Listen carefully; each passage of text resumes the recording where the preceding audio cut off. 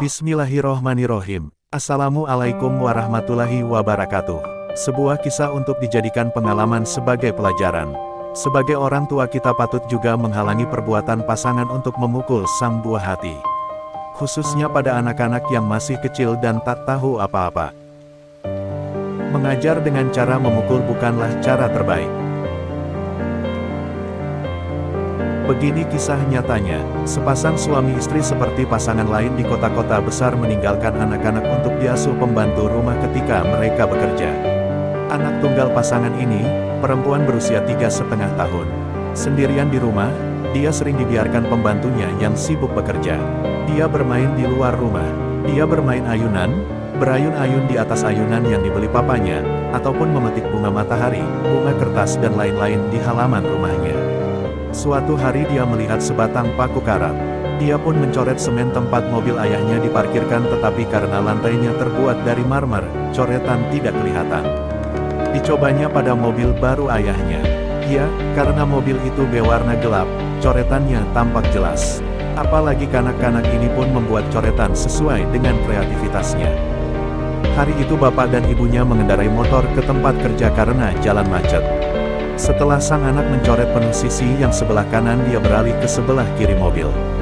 Dibuatnya gambar ibu dan ayahnya, gambarnya sendiri, lukisan ayam, kucing, dan lain sebagainya mengikuti imajinasinya. Kejadian itu berlangsung tanpa disadari si pembantu rumah. Pulang petang itu, terkejutlah ayah ibunya melihat mobil yang baru setahun dibeli dengan angsuran. Si bapak yang belum lagi masuk ke rumah ini pun terus menjerit, "Kerjaan siapa ini?" Pembantu rumah yang tersentak dengan jeritan itu berlari keluar. Dia juga beristighfar. Mukanya merah padam ketakutan, lebih-lebih melihat wajah bengis tuannya. Sekali lagi diajukan pertanyaan keras kepadanya, dia terus mengatakan, "Tak tahu. Kamu di rumah sepanjang hari, apa saja yang kau lakukan?" Hardik si istri lagi. Si anak yang mendengar suara ayahnya, tiba-tiba berlari keluar dari kamarnya.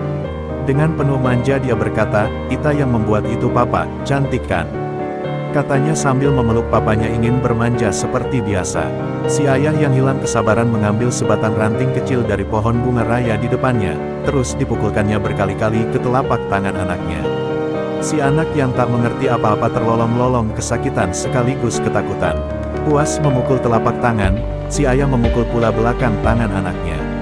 Si ibu cuma mendiamkan saja, seolah merestui dan merasa puas dengan hukuman yang dikenakan. Pembantu rumah terbengong, tidak tahu harus berbuat apa.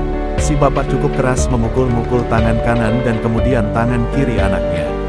Setelah si bapak masuk ke rumah dituruti si ibu, pembantu rumah menggendong anak kecil itu, membawanya ke kamar. Dilihatnya telapak tangan dan belakang tangan si anak kecil luka-luka dan berdarah. Pembantu rumah memandikan anak kecil itu. Sambil menyiram air sambil dia ikut menangis. Anak kecil itu juga terjerit-jerit menahan kepedihan saat luka-lukanya itu terkena air. Si pembantu rumah kemudian menidurkan anak kecil itu. Si bapak sengaja membiarkan anak itu tidur bersama pembantu rumah. Keesokan harinya, kedua belah tangan si anak bengkak. Pembantu rumah mengadu, "Oleskan obat saja," jawab tuannya. Bapak si anak pulang dari kerja, dia tidak memperhatikan anak kecil itu yang menghabiskan waktu di kamar pembantu. Si bapak konon mau mengajar anaknya.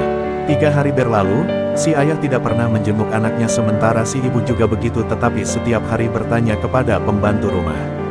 "Ita demam," jawab pembantunya ringkas. "Kasih minum obat penurun panas," jawab si ibu. Sebelum si ibu masuk kamar tidur, dia menjenguk kamar pembantunya.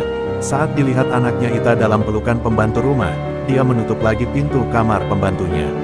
Memasuki hari keempat, pembantu rumah memberitahukan tuannya bahwa suhu badan Ita terlalu panas. "Sore nanti kita bawa ke klinik," kata majikannya itu. Sampai saatnya si anak yang sudah lemah dibawa ke klinik. Dokter mengarahkan ia dirujuk ke hospital karena keadaannya serius. Setelah seminggu dirawat inap, dokter memanggil bapak dan ibu anak itu. Tidak ada pilihan, katanya, yang mengusulkan agar kedua tangan anak itu diamputasi karena gangren yang terjadi sudah terlalu parah. Tangannya sudah bernanah, demi menyelamatkan nyawanya kedua tangannya perlu dipotong dari siku ke bawah, kata dokter. Si bapak dan ibu bagaikan terkena halilintar mendengar kata-kata itu. Terasa dunia berhenti berputar, tapi apa yang dapat dikatakan? Si ibu meraung merangkul si anak. Dengan berat hati dan lelehan air mata istrinya, si bapak terketar-ketar menandatangani surat persetujuan pembedahan.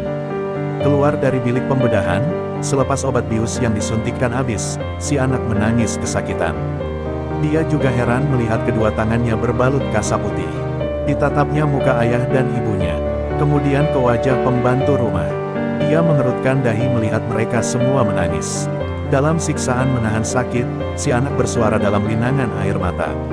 "Papa, Mama, Ita tidak akan melakukannya lagi. Ita tak mau dipukul Papa. Ita tak mau jahat. Ita sayang Papa, sayang Mama," katanya berulang kali membuatkan si ibu gagal menahan rasa sedihnya. "Ita juga sayang Kak Narti," katanya memandang wajah pembantu rumah, sekaligus membuatkan gadis itu meraung histeris. "Papa, kembalikan tangan Ita." "Untuk apa diambil? Ita janji gak akan mengulanginya lagi. Bagaimana caranya Ita mau makan nanti? Bagaimana Ita mau bermain nanti? Ita janji TDK akan mencoret-coret mobil lagi," katanya berulang-ulang. Serasa copot jantung si ibu mendengar kata-kata anaknya. Meraung-raung dia sekuat hati, namun takdir yang sudah terjadi, tiada manusia dapat menahannya.